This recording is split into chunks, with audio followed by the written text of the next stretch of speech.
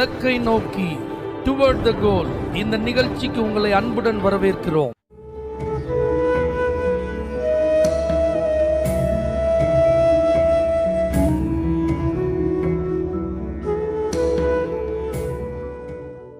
Praise the Lord. ஆண்டவராகிய இயேசுவின் இனிய நாமத்தில் உங்கள் எல்லாருக்கும் சுதந்திர தின நல்வாழ்த்துக்களை கூறுவதில் மிகுந்த மகிழ்ச்சி அடைகிறேன். நாடு முழுவதிலும் இன்னைக்கு எல்லாருக்கும் ஒரு பெரிய சந்தோஷம். 200 ஆண்டுகள் அடிமைப்படுத்தி வைத்திருந்த ஆங்கிலேயர்களுடைய ஆதிக்கத்திலிருந்து நம்முடைய தேசம் சுதந்திரம் பெற்றதை நினைவு கூர்ந்து மகிழ்ச்சியோடு தலைவர்கள் பல நிகழ்ச்சிகளை ஏற்பாடு செய்து தங்களுடைய சந்தோஷத்தை கொண்டாடி கொண்டிருக்கிற ஒரு நல்ல நாள். ஆகவே நம்முடைய தேசத்திற்கு சுதந்திரம் கிடைப்பதற்கு கர்த்தர் பயன்படுத்தின தலைவர்களுக்காக நாம் கர்த்தரை துதிக்க வேண்டும். ஃப்ரீடம் ஃபைட்டர்ஸ், சுதந்திர போராட்ட தியாகிகள், வீரர்கள், இவங்களாம் எழும்பாமல் இருந்திருந்தால் இதை போல ஒரு சுதந்திரம் இந்த நாளிலே கிடைத்திருக்குமா என்பது ஒரு பெரிய சந்தேகம். அதை போல இன்னைக்கு ஆண்டவருக்கும் ஒரு பெரிய ஏக்கம் இருக்குங்க. அதை வேதத்தில் நீங்க பார்ப்பீங்கன்னா எசேக்கியேல் தீர்க்க தரிசன புஸ்தகம் 22ஆம் அதிகாரம் 30வது வசனத்துல பார்க்கலாம்.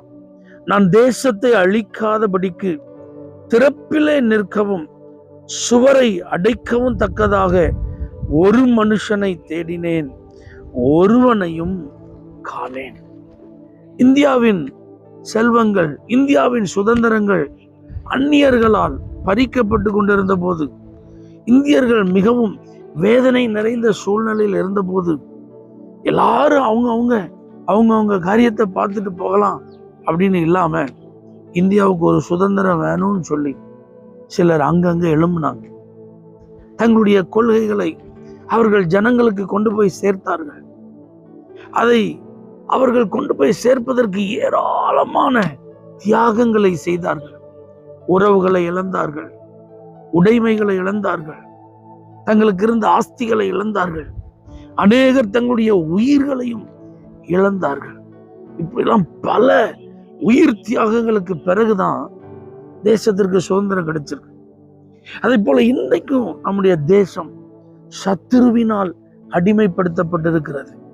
அப்ப அந்த அடிமைத்தனத்திலிருந்து தேசம் விடுதலையாக்கப்படணும்னா ஆண்டவர் எதிர்பார்ப்பது ஒரு நபர் எழும்பி தியாகம் செய்தார். இந்த சுதந்திரம் என் இந்திய ஜனத்திற்கு வேண்டும் என்று எழும்பினால் எவ்வளவு நலமா இருக்கும்.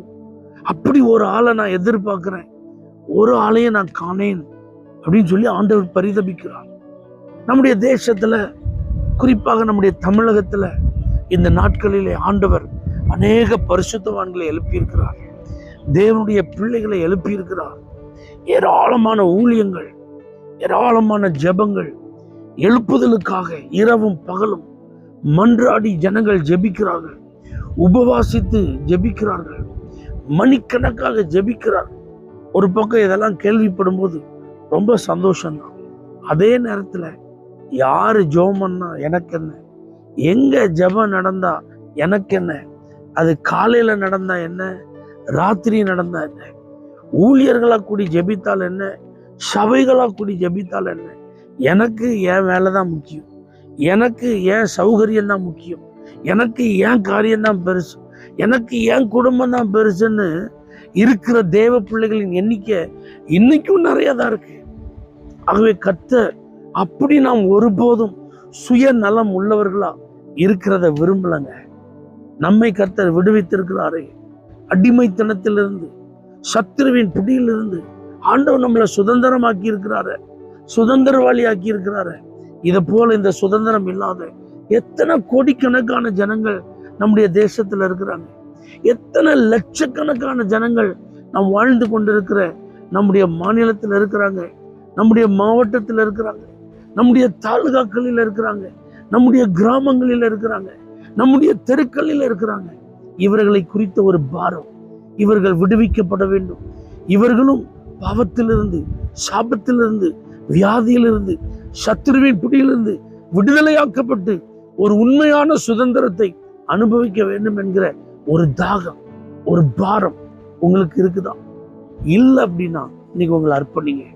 ஏற்கனவே அந்த பாரம் உங்களுக்கு இருக்குன்னா கர்த்தருக்கு ஸ்தோத்திரம். தொடர்ந்து ஜெபம் பண்ணுங்க. ஏன்னா சீக்கிரத்தில் கர்த்தருடைய கோபாக்கினை வெளிப்பட போகிறது. சீக்கிரத்தில் கர்த்தருடைய வருகை சமீபித்திருக்கிறது. எல்லா அடையாளங்களும் நடந்து கொண்டிருக்கிறது, நிறைவேறி கொண்டிருக்கிறது. ஆகவே நாம் சுதந்திரத்திற்காக, உண்மையான சுதந்திரத்திற்காக, ஜனங்களுக்கு தேவையான இந்த மெய்யான விடுதலைக்காக ஜெபிக்க நம்மை அர்ப்பணிப்போம்.